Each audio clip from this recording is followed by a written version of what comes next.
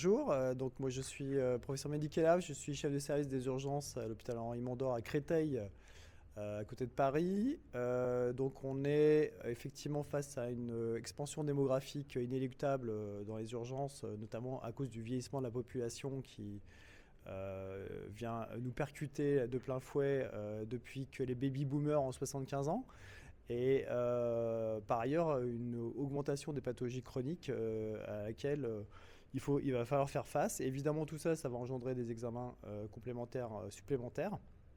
On voit déjà que sur les 10 dernières années, on a une augmentation des scanners qui est exponentielle. Donc ça ne va pas s'arrêter, c'est à peu près sûr. Donc il va falloir trouver effectivement des solutions pour répondre à cette démographie galopante dans les services d'urgence. L'IA va certainement aider. Il va falloir aussi trouver de nouveaux parcours pour les patients. Donc il va falloir qu'on réfléchisse ensemble en tout cas à des solutions. Bonjour, donc Guillaume Herp, moi je suis radiologue au CHU de Poitiers. Concernant la question de la place de l'intelligence artificielle au sein de cette gestion des flux, il y a deux réponses qui peuvent être faites. La première, c'est les travaux exploratoires qui ont été réalisés déjà. Il y a les équipes de Montpellier, par exemple, qui ont publié sur la priorisation des examens en pédiatrie et donc comment identifier les patients à risque en amont ou quand ils arrivent directement au SAU pour prioriser les flux. S'y ajoute la deuxième réponse, qui est une réponse plus réglementaire, mais qui existe aussi, c'est à partir du moment où vous, au moins partiellement, autonomisez la gestion des flux patients.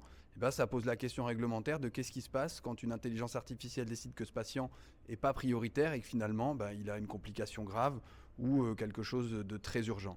Donc il y a cette ambivalence entre des travaux exploratoires prometteurs et cette nécessité d'encadrement réglementaire. Bonjour, donc Alain Luciani, radiologue au CHU Henri Mondor, avec le professeur Khelaf à côté, secrétaire général de la SFR. Alors quel peut être le rôle d'un support d'aide à la décision clinique? Il est dans finalement l'optimisation aussi des flux. Je voudrais d'abord rappeler que le principal risque auquel on est exposé finalement chez un patient en urgence, c'est de ne pas faire l'imagerie qui peut permettre de trouver un diagnostic. Donc la première question, c'est absolument d'être en capacité d'assurer pour tous les malades qui le nécessitent de réaliser ces examens d'imagerie. Ensuite, il faut qu'on ait la bonne imagerie. Il ne faut pas multiplier, il faut éviter les redondances. Et en ce sens, ADERIM, donc l'aide à la demande de radiologie et d'imagerie médicale, est le guide maintenant nationalement reconnu sur ces aides à la décision des examens d'imagerie. Et on est très heureux à la SFR de pouvoir lancer une vraie campagne d'intégration de cet outil dans les outils de demande des médecins. Il y aura une expérience pilote qui va être portée en lien avec l'ARS Île-de-France, avec nos collègues urgentistes et avec les collègues généralistes. Donc on est en train de rentrer dans cette aventure de l'aide à la demande des examens de radiologie d'imagerie médicale aux urgences pour répondre à ces difficultés organisationnelles. Alors, pour ce qui est des examens asynchrones, donc l'idée c'est de voir si on peut reporter les examens au lendemain ou dans la semaine. Aujourd'hui, on n'est pas très adepte de ça parce qu'on n'a pas de réponse à qui voit le scanner derrière. Mais ça, c'est sûr qu'il y a une organisation à faire. On va d'ailleurs travailler au sein de l'hôpital sur des hôpitaux de jour de post-urgence ou des consultations post-urgence. Parce qu'effectivement, tout examen le jour même, c'est pas forcément pertinent.